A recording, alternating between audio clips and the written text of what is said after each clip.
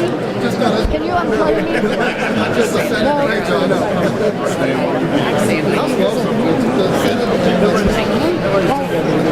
Good afternoon, everybody.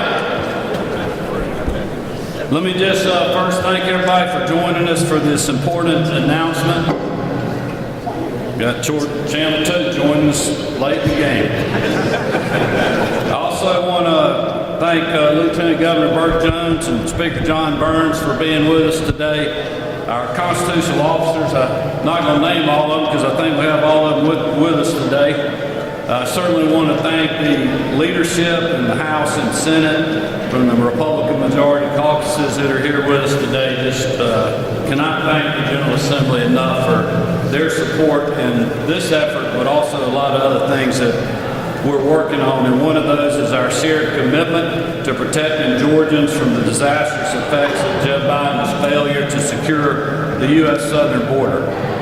We're also joined by just a great man, someone who has led our state with distinction, Major General Tom Carden of the Georgia National Guard. Thank you, General, for your service and for your folks.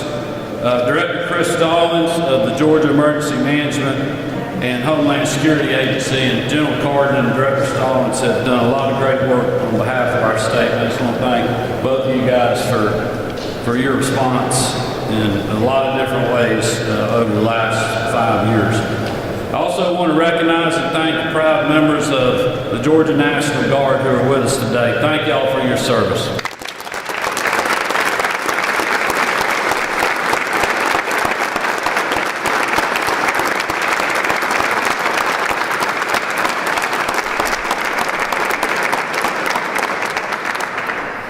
These men and women have served our state with distinction in so many ways, just over decades in our state, but certainly from my time in office with the COVID response, civil unrest, their service in country and certainly around the world has been just incredible. We cannot thank you all enough, but also just want to thank your families back home that are supporting what you do every day. So we're grateful for that. Today we reinforce our commitment to keeping Georgians safe, but also the right of states to defend themselves against threats when an administration in Washington is unwilling to step up and lead. After years of warnings from Republican governors like me across the country, and after record-breaking numbers of illegal crossings at the border and seizures of dangerous drugs, weapons, and violent criminals, no one can claim there is not a crisis at our southern border. And thanks to the failures of the White House, now every state in the country is a border state. If you think this is just about politics, then listen to these numbers, because numbers do not lie. 8.5 million illegal immigrants have crossed the border since Joe Biden took office. The Border Patrol arrested almost 250,000 people crossing the southern border in December alone, a new all-time high, up 13% from the previous record. 169 people on the FBI terror watch list were encountered at the southern border in fiscal year 2023 alone. This is an all-time high record. And as a result of the Texas Operation Lone Star efforts, they have seized 56,000 pounds of meth, over 458 million doses of fentanyl, and over $51 million in illegal currency. But they can only do so much in absence of any meaningful federal support. So the drugs, the gang members, and the human traffickers, they don't catch or headed to other states just like ours. Last year, the Georgia Bureau of Investigation was involved in 91 cases that included seizures of fentanyl. That's up 51% from prior year's numbers. Those figures don't include all the local law enforcement seizures of this dangerous drug. I've been speaking out on this issue for a long time, since before I took office and long before other people discovered it was an issue worth talking about. And that's why we've had continuous Georgia Guard presence on the border since 2019, the longest of any state. And it's why I was proud to stand alongside fellow governors not long ago in Eagle Pass, Texas, and reaffirm Georgia's commitment to helping secure our border when Joe Biden fails to act. To be clear, the crisis on the border is a national problem, and it demands a national solution. But if the Biden administration continues to fail the American people, then we have no choice but to step in. Therefore, I'm announcing today that in addition to the Georgia Guards minority stationed at the border, we will send reinforcements to Texas this spring who will assist with the construction of a forward command post on the border with Mexico. This group of well-trained soldiers will include those with engineering, mechanical, and general purpose skills. Their contributions will be outlined by the official request made by the Texas Guard to our own Guard and Director Stallings at GEMA. So I want to again thank General Cardin and Director Stallings again for their leadership and their good work in helping us prepare for this deployment. Let me close by saying that this is not a partisan issue. You've heard the numbers for yourself. This is a public safety and a humanitarian crisis caused by Joe Biden's failure to act. The crisis is ruining lives, families, and whole communities overrun by the challenges it brings. Well, while Joe Biden may not be willing to act, we will. I'll now turn it over to one of our partners in this effort, our Lieutenant Governor Burt Jones. Governor. Thank you, Governor, and thank you, Speaker, First Lady, and all members of the Senate and the National Guard as well. As the Governor said, we have a crisis on our hands. We have a crisis at our southern border that has been going on for quite some time now. While they say it is 9 million illegals who have come across the border, the truth of the matter is we really don't know how many have come across. We really don't know what that number is.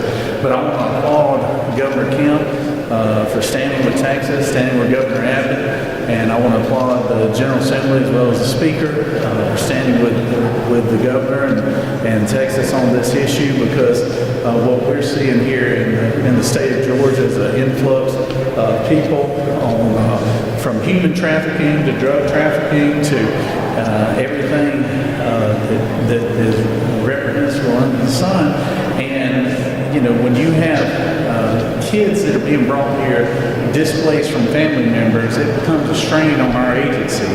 And Commissioner Brooks, I know our DFAC system is working very hard to place kids that have been separated from their families, and it is one of those things that we're going to have to continue to work with because of the fact that the Biden administration has totally failed our country as a whole by not doing the right thing and enforcing our immigration laws and shutting down the border.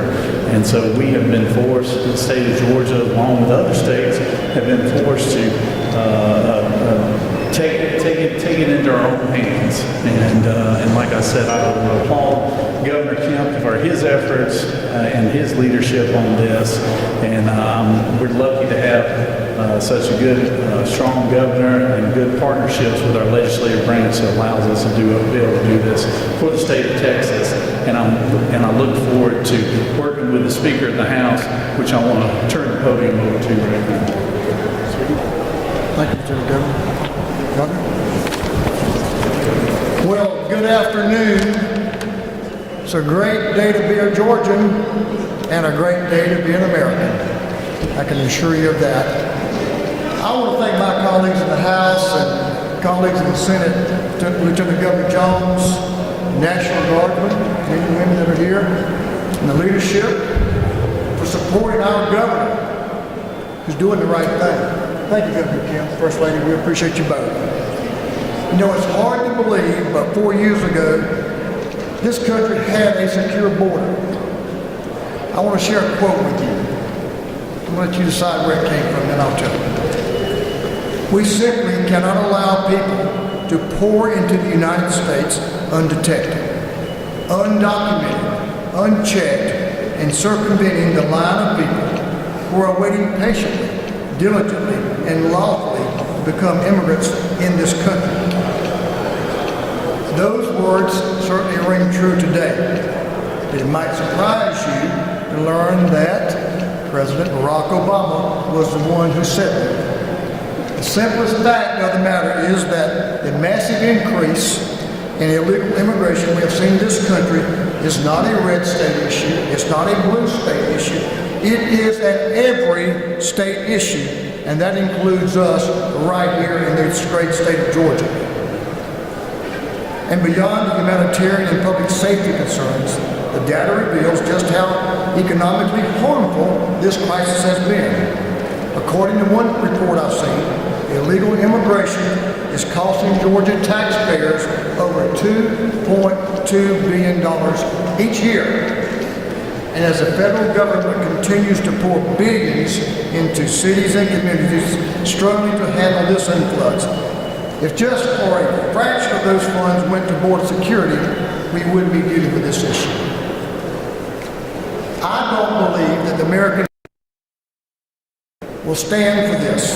The people of Georgia will not stand for this. And the Georgia House will not stand for the lawlessness and chaos going on at our southern border any longer. That's why today the House was proud to pass House Resolution 1019. Two of my colleagues, one was a sponsor, one was a huge supporter. Chairman Stephen Saines, the sponsor. My dear friend, Chairman Rick Jaspers, was a huge supporter. House Resolution 1019 affirms our support for the state of Georgia and for Governor Kemp to engage in this crisis, send support and resources to Texas to help stop this massive flow of illegal immigration into our country. Governor Kemp, we got your back. And under your leadership and with the support of the Georgia House and Senate, our state will continue to stand strong against illegal immigration and for legal immigration in this state and this country. Governor Kemp, I return the podium to you. Well, thank you, Speaker. Thank you for your support. Thank you, Lieutenant Governor Jones, or members of the General Assembly that are with us. And again, thank you to Director Stallings, General Cardin, and our men and women, our National Guard. We'll open it up for a few questions. Governor